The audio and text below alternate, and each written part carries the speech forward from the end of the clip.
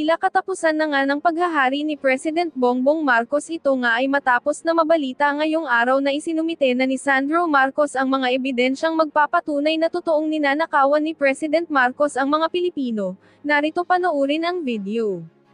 Matapos banggitin ni Amy Marcos yung matagal na nating inaasam-asam na pwedeng manggaling lang sa kanya bilang isang kapatid na ang kanyang kapatid ay tunay na bangag, ang inaasahan natin ay ang pagbibitiw ng kanyang kapatid. Dahil paano pa siya magpapatuloy maging presidente, alam natin na meron siyang seryosong karamdaman. Karamdaman po yung drug addiction. So, wag na po natin siyang kasuklaman, kaawaan siguro, pero ang importante, kinakailangan magbitiw. Kasi kapag ikaw po ay merong malubhang karamdaman gaya ng drug addiction, talagang hindi mo po magagampanan ang katungkulan nyo bilang isang presidente. Alam na naman natin yan dahil yan ay sakit na malubha na nakakaapekto sa pag-iisip. Pero alam nyo po, mga konti munang mga kwento-kwento. No? Alam nyo po, naglunsad kami ng 3 araw na prayer vigil para kay Tatay Digong at para sa Pilipinas itong nakalipas na Linggo, Lunes at saka Tuesday. 3 araw po yan. At ako naman po bilang isang Kristiyano ay talagang ano pang gagawin natin kay Tatay Digong kung hindi panalangin natin siya. No? Dahil mukhang yan ang kinakailangan ni Tatay Digong dahil sunod-sunod na napapasura yung mga motion ni Tatay Digong para sa kanyang interim release at para ma-dismiss na nga yung kaso niya. So ako naniniwala na bilang isang Kristiyano, sabi naman ng Panginoon, kung dalawa at mas marami pa sa inyo ay manalangin sa akin, didinggin naman ang panalangin. Kaya ang ginawa namin, maski kakaunti lang kami, dahil talaga naman pong konti yung mga true loyalists na tinataguyod ang mga Duterte dito sa Dahig. Yung mga iba, konting lamig lang, wala na. Tapos ang picture, wala na. Pero I am proud to say po na yung unang araw, meron kaming 30 katao na nagdasal at yung mga susunod na araw, yung isang araw merong 20, yung isang araw po 13. No? So yan po ay despite 6 degrees temperature sa gabi, talagang they came and we prayed. Wala pong talagang politika dun sa mga ginawa namin. Pero napakapangyarihan po talaga ng panalangin. Kasi tignan yung nangyari. Matapos yung unang araw na panalangin namin, ang araw ng Linggo, ano nangyari? Kinabukasan, araw ng Lunes, nagsalita ang Amy Marcos at binanggit nga yung inaasam-asam na natin na marinig sa kanya na ang kanyang kapatid ay bangag. Now, in fairness, kailan ba natin inasahan itong si Amy Marcos? Sa totoo lang po ito, kukwento ko na sa inyo. Noong matapos po magbitiw si VP Sara as Secretary of DepEd, pilit na sinabi ni Amy Marcos na magkita-kita kami sa bahay niya sa San Juan, yung bahay ng lola niya sa San Juan. Iba pa yung bahay ng magulang niya sa San Juan. No? Doon ko nga lang nalaman na iba pa yung bahay ng lola niya sa San Juan na ginagamit na para opisina nitong si Amy Marcos. Ito po yung day after magbitiw si Inday Sara as Secretary of Department of Education. So ito po kung hindi ako nagkakamali, 1.5 years or almost 2 years ago. Okay? Now, ito po ay more or less mga, ewan ko ba, parang June o July ata yan. No? Doon pa lang, sinabi naman niya na magsasalita na siya. In fact, kaharap pa si may isang direktor na kaharap pa siya, Direk ata ang pangalan niya, no? At ang sinabi nga niya ay, Amy will tell all tungkol doon sa karamdaman ng kanyang kapatid na siya ay isang drug addict. At gagawin daw ito sa isang one-on-one interview with Mel Chanco. So kami naman excited kasi talaga namang kasabay na pagbibitiw ni Inday Sara Duterte, lalabas yung katotohanan na talagang bangag nga itong si Junior. Pero hindi po nangyari. Hindi ko alam po ano nangyari. Tawag kami ng tawag kay Direktor. Ano nangyari? Magbabago daw na mag-i-interview hanggang nabaon na nga sa limot. Hindi ko alam kung bakit lumipas ang halos 2 taon bago nagsalita itong si Amy Marcos. Hindi ko po alam.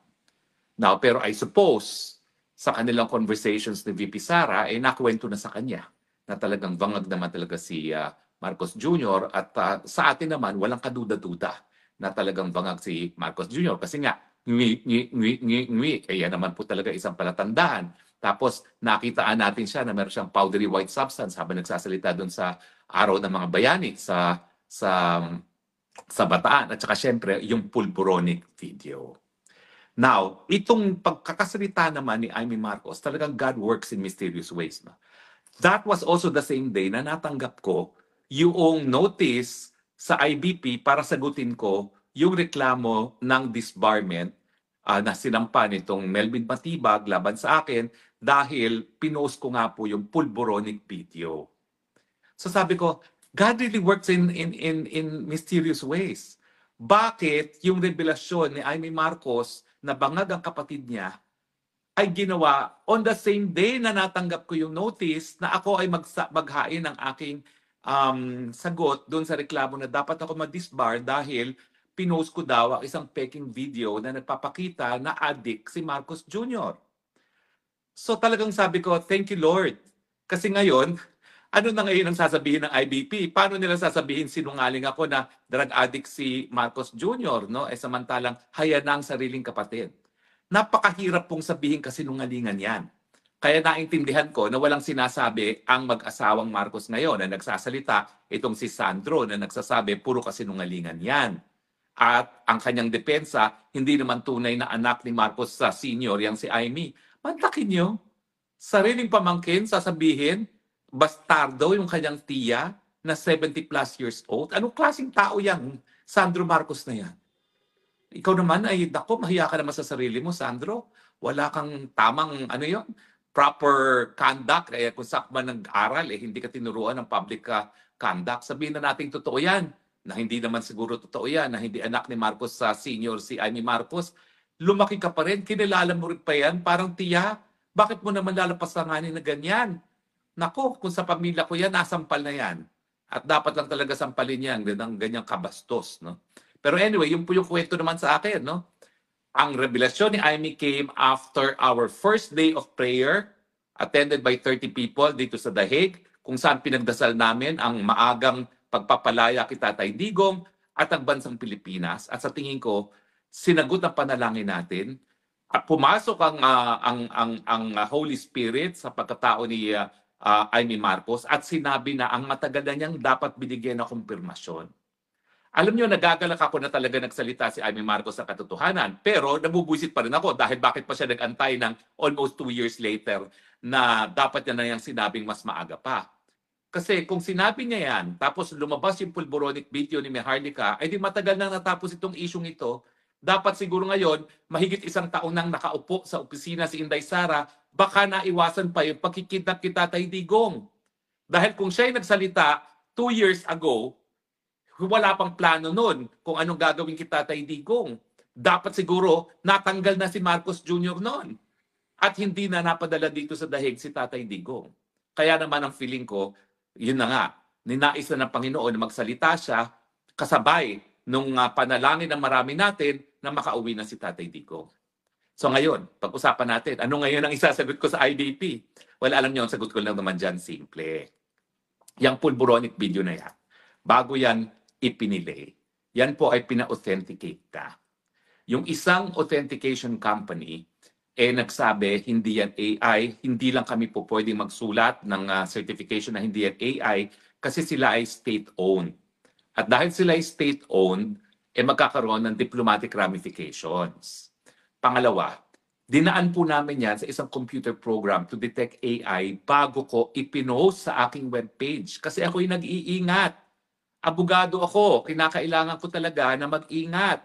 So hindi ko po pinost yan, bagamat nanggaling yan kay Maharlika with a solemn promise na na-authenticate na yan, ayaw lang mag-issue ng certification, dinaan ko po yan sa computer program as part of my due diligence bago i-post yan para masigurado ko na hindi ako mapagbibitangan na AI ang pinopost ko dahil sino ba naman ang gustong masabihin na ikaw ay source of fake news. At in fact, sa New York po, nung ako'y nagsalita sa Maisug, pinasok ko po yan sa program na nakita ng lahat ng audience. At ang lumabas is there is no AI. Kaya nga po yung sinasabi ng NBI na AI yan dahil sa tenga ni Marcos, well, ang kalaban po niya na isang computer app na talagang dinevelop to detect AI. At later on, itong si Maharlika ay nakahanap po ng dalubhasa sa Los Angeles, sa Hollywood mismo, at alam naman natin, Hollywood is the filmmaking capital of the world at lahat ng mga dalubhasa dyan, pagdating sa mga videos ay nandyan sa Hollywood at nandyan po ang report. Base po sa 4 na tests, hindi po siya AI. So paano ngayon ako madidisbar? Ang aking layunin, kaya naman natin pinost yan, ay dahil nga ito ay isang impormasyon na kinakailangan ng malaman ng taong bayan dahil ito'y nakakaapekto sa kanilang pang-araw-araw na buhay. Dahil ang drug addiction po, seryosong pagkakasakit na nakakaapekto nga sa pag-iisip ng presidente. Kaya nga po, walang solusyon ng presidente sa sunod-sunod na aberya. At ang ginagawa, nagkakamot ng ulo tuwing may malakas na bagyo, ngingiwi-ngiwi, at nagsasabi, kasalanan ng bagyo yan, hindi sumusunod sa schedule. At kinakailangan magtanong, saan ba galing ang tubig baha ng Talisay, Cebu matapos ang isang malakas na bagyo? Hindi ba yan ay mga gawain ng taong wala sa tamang pag-iisip? Resulta nga po ng malubhang kasakitan yan. So sa akin po, kaya ipinost yan, karapatan po natin yan. Yan po ay karapatan ko, kabahagi ng aking malayang pananalita. At yan po isang tungkol sa isang bagay na merong karapatan ng taong bayan na malaman ang katotohanan. Dahil ito po ay estado ng pag-iisip ng isang presidente na nakakaapekto sa pang-araw-araw ng buhay ng lahat ng Pilipino.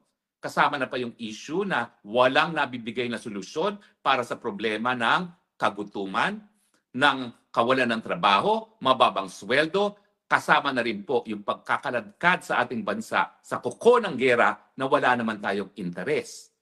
Bukod pa doon sa sinasabi natin ng ating saligang batas na talagang pinagbabawal po na tayo po ay makisali sa isang gera bilang kabahagi ng ating panlabas na relasyon.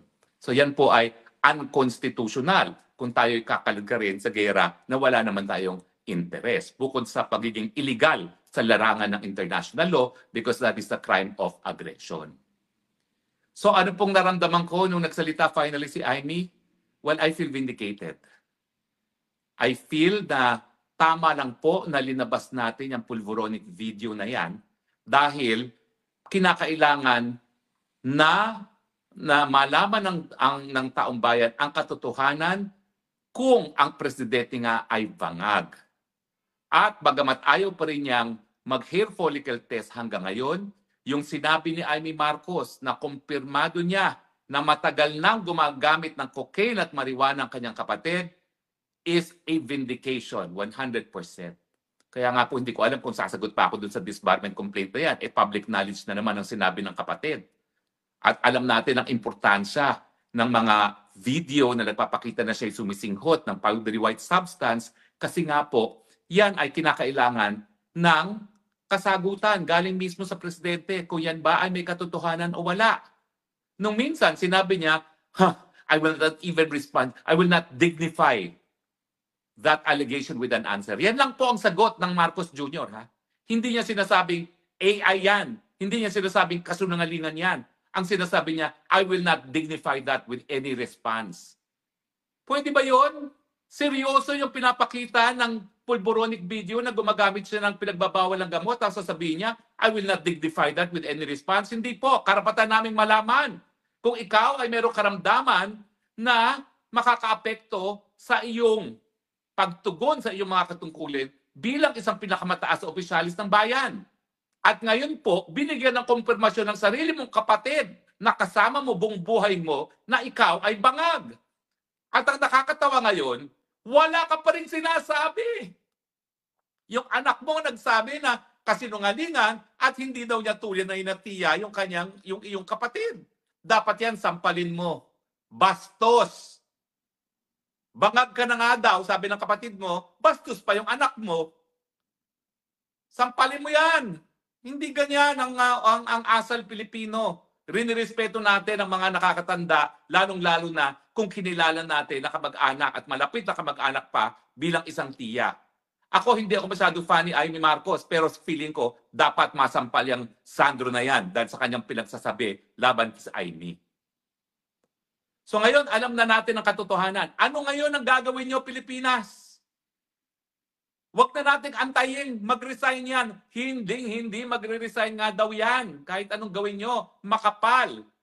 at talagang kapituko sa kapangyarihan.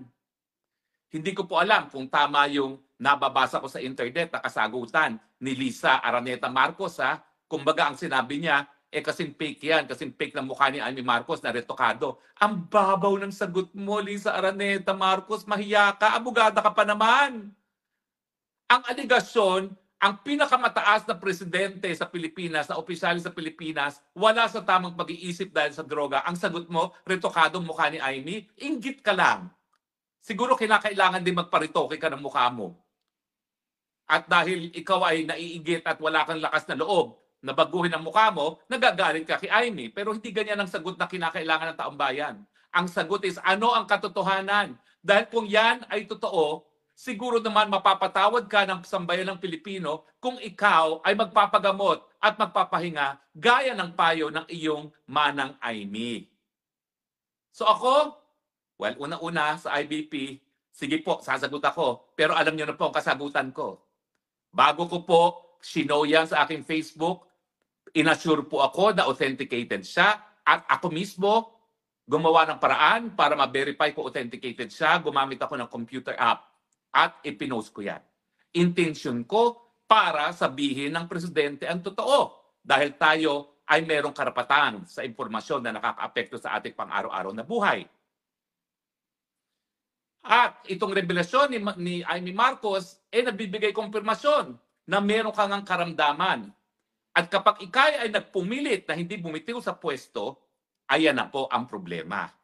Kasi unang-una, merong remedyo po dyan. Meron na nagsampa sa Korte Suprema na kinakailangan isa publiko mo ang estado na iyong kalusugan. At ang drug addiction nga po ay isang malubhang kalusugan. Pwede kang pagbutuhan ngayon ng kabinete kung meron ka pang sapat na kakayahan mamuno. Siguro imposible mangyari yan dahil syempre ang gabinete ang in-appoint mo kapituko rin sa mga posisyon at nag-i-enjoy dahil ano ba naman ang mangyayari sa mga opisyalis, mga cabinet members na isang presidente na kinilala sa buong daigdig, na kabahagi ng pamilya na pinakakorap sa buong daigdig. Guinness Book of World Records pa nga yan. O di ba? So, siguro malabo mangyari yon. Pero nandyan din ang proseso ng impeachment at ako, alam ko ngayon, binibili na naman nila ang boto ng mga kongresista dahil hindi pa na ipapasa ang pantaon ng budget for 2026. Pero sa tingin ko naman po, ang mga politiko, bagamat kaka-eleksyon lang, magaling pong radar niyan sa public opinion. Alam nila, bilang na talaga ang araw ng presidente. So kung hindi ka magbibitiw, posible po talaga ikaw ay ma-impeach. At anong magiging testigo? Sino magiging testigo laban sa'yo? Una-una, yung pulboronic video na pinakita ko. At saka yung expert witness na mag-authenticate niyan. Meron nga pala akong expert witness na isasabit ko rin sa IBP. O pangalawa, sino pa? Si Manang Amy. At pangatlo, o-orderan na ng hukuman ng impeachment court na magpa-hair follicle test. Ewan ko lang kung kaya niya tumigil mag-cocaine para wala ng trace of cocaine sa kanyang sistema pag nag-hair follicle test. Pero ang tingin ko nga, yung sinasabi ni Amy Marcos na nagma-microdosing pa sila, hindi po talaga nila kaya na mabuhay miski isang araw na walang cocaine. Mabuti na lang, marami silang kubra galing sa Kabadang Bayan dahil mahal na mahal po ang cocaine.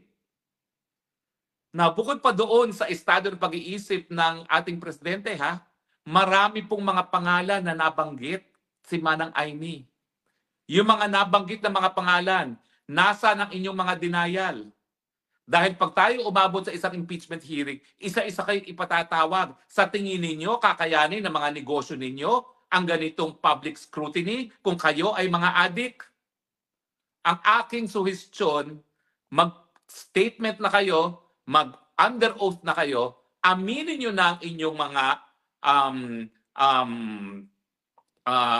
pagiging addict, kayo'y magpa-rehab na and stand by the truth.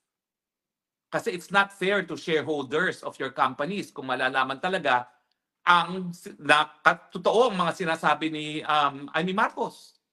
At sino ba naman sa atin ngayon na magdududa na tama ang sinasabi ni Amy Marcos? Alam mo, ramdam ko yung sakit habang nagsasalita si Amy Marcos.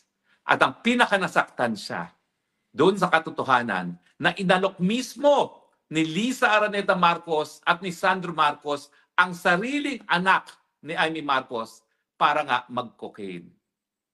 Huwag kang magagalit, Manang Amy. Sana hindi pa nagtagumpay si Lisa Marcos at si Sandro tungkol dito. Pero marami nagsasabi, at least may isa ka ng anak, mukhang nalulung na dahil nga sa impluensya ni Lisa Araneta Marcos at ni Sandro Marcos. Yung pag-aanok ha, yan po'y consistent din sa sinabi nung isang girlfriend ng nabanggit ni Manang Amy, si Tony Boy Florendo. O, di ba? Ang girlfriend niya, nagsabi rin, inalok siya ni Lisa Araneta Marcos sa bahay mismo ng mga Marcoses sa Nara Street, Forbes Park. Si Cathy Binag, ng shabu at nang siya'y tumanggi, nataranta di umano ang Lisa Marcos. Di ba yan ay koroborasyon? So ulitin ko po ha, para doon sa kaso ko.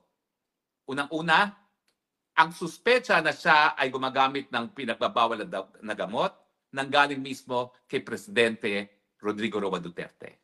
Enero 2024, sa launch ng Maisog, kinumpirma niya na yung sinasabi niyang kandidato dati para sa presidente na nagpupulburon sa Davao base sa impormasyon na binigay sa kanya ng PIDEA ay si Ferdinand Marcos.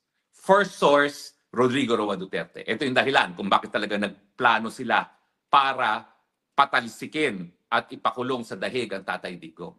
Pangalawa, Agent Morales, lumutang na meron siyang confidential source na nagsasabi na nagpupulburon itong Marcos Jr. sa isang condominium kasamang isang aktres sa Makati. Yung aktres na yon, Maricel Soriano, nabanggit din ni Amy Marcos. Number 3, the pulburon video na authenticated by experts. At number 4, Amy Marcos, sister no less of the President. Siguro, tatapusin ko na itong aking spokes hour for the day with an appeal kay Marcos Jr. Pagsamantalahan niyo po ang pagiging magpatawad ng mga Pilipino, lalong-lalo na kung aaminin ninyo na meron kayong seryosong karamdaman na drug addiction at kayo po ay magpapagamot at magpaparehab. Pero ngayon po, you owe it to this nation.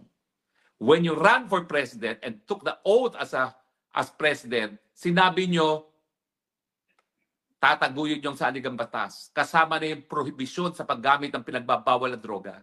You owe it to the president, yung oath mo na gagawin mong lahat para ma-discharge ang iyong katungkulan. At yung pagiging addict, yan ay balakid sa pagpapatupad ng iyong mga katungkulan. So you now have a duty as a Filipino, as a patriot. Resign. Alam ko, ayaw mo kay Inday Sara. Bakit mo kasi siya pinili as Vice President?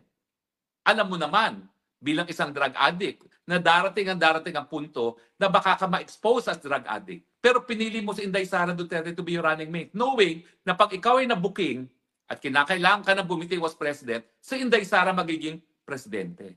Hindi perfecto si Inday Sara, I can tell you that, because she is a human being. But she is the constitutional successor. Ikaw mismo ang pumili sa kanya para maging Vice President. Dahil alam mo, despite the fact na alam mo, na posible mabubuking ang pagiging addict mo at kinakailangan mo mag-resign.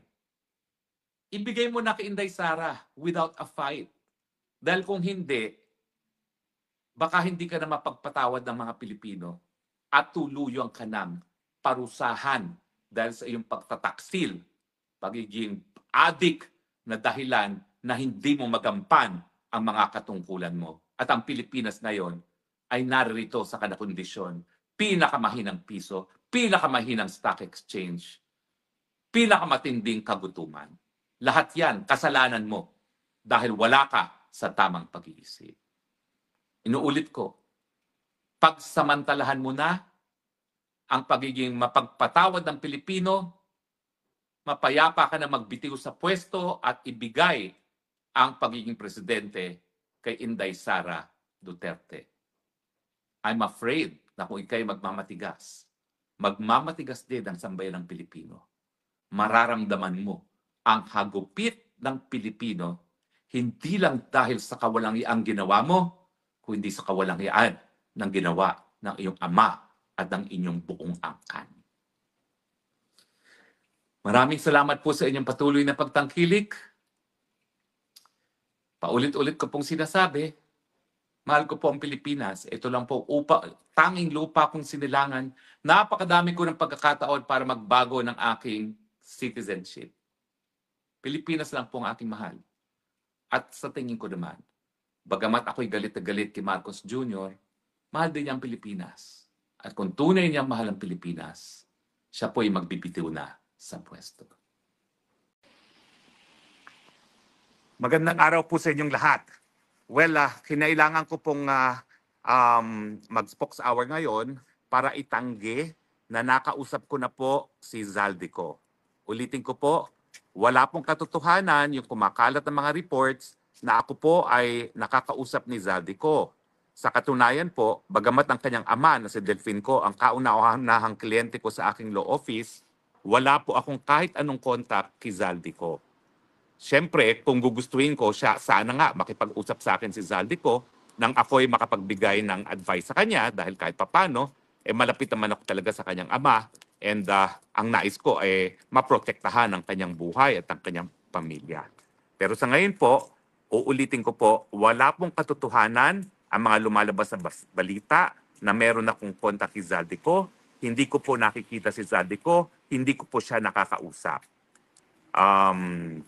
At sana po, yung mga nagsasabi, nakausap ko siya, hindi ko po alam kung ano ang mahihita ninyo sa pagkakalat ng ganyang balita. Ang akin po ay lalo lang siguro baka malagay sa abirya itong si Zaldico kung ipagpapatuloy yung ganyang mga balita. Gayunpaman, kung nakikinig si Zaldico, well, ako po ay isang asylum seeker dahil ako po ay ginigipit sa Pilipinas dahil sa aking pagsuporta sa mga Duterte. At sa tingin ko naman, yung pagsisiwalat niya ng katotohanan kung sino ang nasa tunay na mastermind sa nakawan tungkol dyan sa mga budget sa ating bayan ay no less than the President at si Tambaloslos, the Speaker of the House, ay isang bagay na talagang naglalagay sa abirya ang kanyang buhay. At yan po ay dahilan para siya ay humingi nga ng asylum. So bagamat wala po akong kahit anong contact kay Zaldico, kung nakikinig siya, kukumpirmahin ko po na yung ginawa niya pagsisiwalat sa katotohanan na sinasabi na ang mastermind sa kabalastugan sa Pilipinas ay ang Presidente Marcos Jr. at si House Speaker Martin Romualdez ay maglalagay sa abirya ng kanyang buhay dahilan kung bakit po pwede siya humingi ng asylum. Ang aking advice lang po, humingi ka ng asylum dun sa bansa na nag-issue ng iyong visa kasi meron silang tinatawag na Dublin Rules. Yung Dublin Rules, bagamat ang buong EU ay iisa, ang sinasabi ng Dublin Rules para hindi magkaroon ng multiplicity of filing of asylum at kung anong desisyon ng isang bansa ay yun ang magiging pinal na desisyon sa asylum, kinakailangan ang magbigay ng proteksyon sa mga asylum seekers ay yung bansa na nag-issue ng visa. So kung siya'y makukuha ng asylum, doon siya kumuha ng asylum sa bansa na nag-issue ng kanyang visa at hindi sa bansa kung saan siya unang pumasok o kung saan siya naroon ngayon. Now, hindi naman ibig sabihin na palibasa hindi ka mapaprocess sa bansa na kung saan ka nag-asylum kung yung bansang yan ay hindi bansa na nag-issue ng iyong visa na ikaw ay hindi na mabibigyan ng asylum. Ang ibig sabihin lang ng Dublin Rules ay kung saan at sino ang dapat magbigay ng proteksyon habang pinaprocess ang isang asylum application.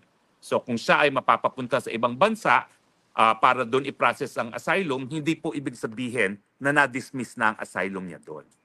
So ulitin ko po para sa totoo lamang, wala po akong kahit anong contact ni Zaldico. Pero kung gusto pong makipag-contact sa akin ni Zaldico, alam po niya ang aking numero, hindi po ako nagbabago na aking numero. At sana nga po makipag-contact siya. Pangalawa, a-advisean ko siya dahil yung ginawa niya ay isang napakadakila at isang makabayaning revelasyon na ang nasa likod ng korupsyon sa Pilipinas ay si Marcos Jr. at si Romualdez. Ito ay naglagay sa kanyang buhay sa abirya at ito'y isang basihan para kumuha ng asylum. Pangatlo, kung siya'y kukuha ng asylum para hindi na siya magtagal ng proseso, doon siya pumunta sa bansa na nag-issue ng kanyang visa nang sa ganon masimula na kaagad ang pagproseso ng kanyang asylum claim. Kasi kung pupunta siya sa ibang bansa at hindi doon sa bansang nag-issue ng kanyang visa, magtatagal lang yung proseso. Bagamat, hindi madi-deny. Ulitin ko po, Zaldi, hindi naman madi-deny ang iyong application for asylum, maaantala lang kasi hindi ni ipoproseso unless dun mo isampa sa bansa kung saan nag-issue ng iyong visa. Ito po ay to set the record straight dahil ako naman po ay naniniwala talaga na the truth shall set us free. And let me take this opportunity to congratulate you, Zaldico. Alam ko hindi madali ang ginawa mo gaya ng ginawa ni Manang Aimee na linantad sa buong mundo na adik talaga ang kapatid niya. Alam ko naging mas mahirap sa iyo yan dahil sa damo ka lang po pwede mong kitain kung ikaw ay nanahimik. So sa akin, isang kabayanihan ang ginawa mo na siniwalat mong katotohanan at naniniwala naman ako na kung magkakaroon ng bagong gobyerno, hindi yan palalampasin at magkakaroon sila ng pasasalamat dahil ikaw talaga ang nagbigaw ng linaw at ng kumpirmasyon ng rinireklamo ng taong bayan na lantarang korupsyon ay nagmula mismo kay Presidente at kay House Speaker Tambaluslos. Keep safe, Zaldi. Di man tayo nakikita na madalas. Nakita kita nung ikay nasa college pa. Nakita ko ang iyong ama. Minahal ko rin ang iyong ama na parang aking ama. At favorite ko rin ang iyong ina at ang iyong angkan. Keep safe. Thank you from a very grateful nation. Keep safe. Dahil kinakailangan namin, buhay ka nang ikaw ay makapagbigay ng iyong testimonya sa hukuman at makulong ang totoong salarin sa ating bayan. Marcos Jr., Tambaluslos, Martin Romualdez. Maraming salamat muli, Zaldi, at maraming salamat na rin Manang Aimee, ha? Alam ko medyo nagagalit ka sa akin dahil talagang binibira kita na ayaw mong magsalita na ang iyong kapatid ay adik. Alam mo naman na ako'y pinupulbos ng gobyernong ito dahil pinagbibintangan ako na ako daw ang promotor ng pulvoronic video. Pero dahil ikaw ay nagsalita na, para bagang inauthenticate mo na yung tape. Kasi ikaw na nagsabi bilang kapatid, kadugo, na nagmamahal kay Marcos Jr. kahit anong mangyari dahil kapatid mo yan, na-addict talaga iyong kapatid. So, sa inyong dalawa, Zaldico, Aimee Marcos, my personal thanks, and syempre, a nation is in debt and is full of gratitude sa inyong katapangan. Mabuhay po kayo, Zaldico, mabuhay ka, Manang Aimee Marcos. Maraming salamat po.